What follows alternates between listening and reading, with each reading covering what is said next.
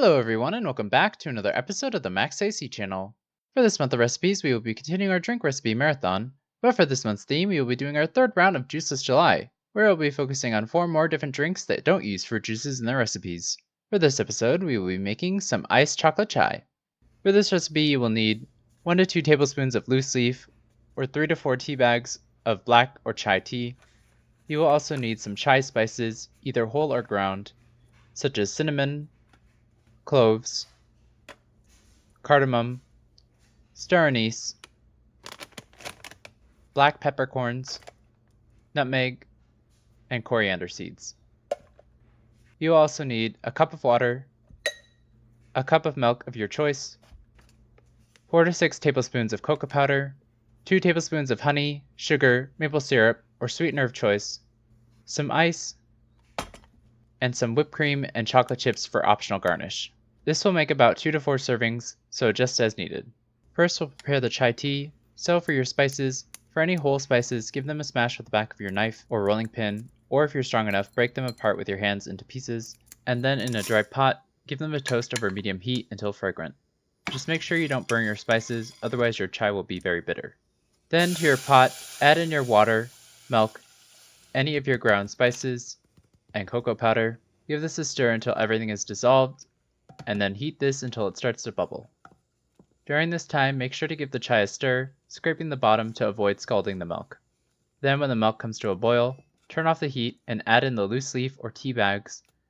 Give this a stir and cover this and let it seep for 3 to 5 minutes.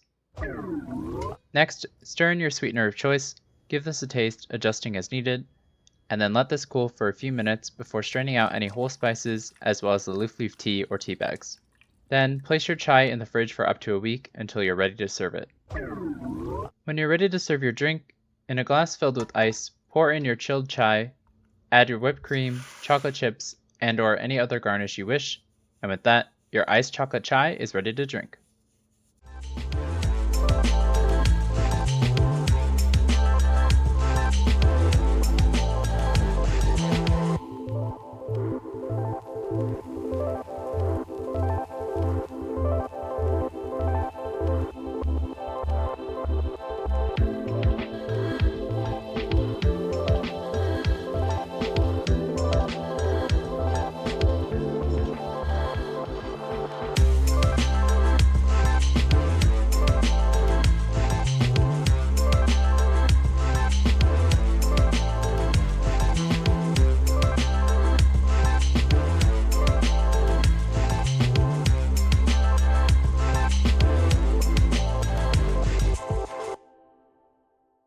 Chai lattes are something I like to get when I want something creamy with a little bit of spice and some caffeine as well.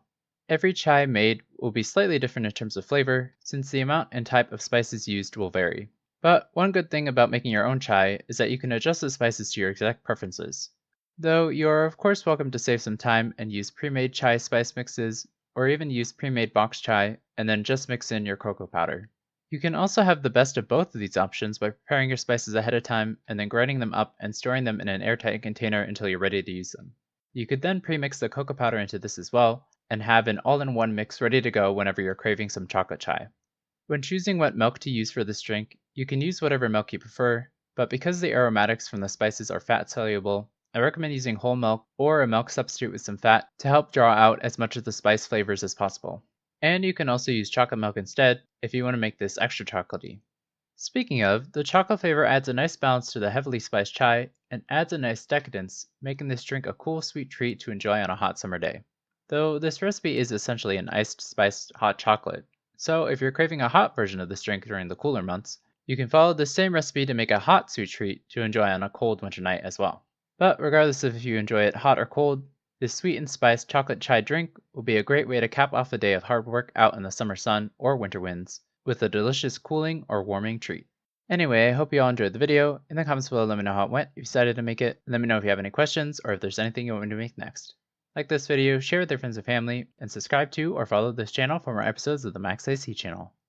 And remember, if you want to stay cool in the kitchen, turn your AC to the max and watch the Max AC channel. Just make sure you don't burn your spices. Oops,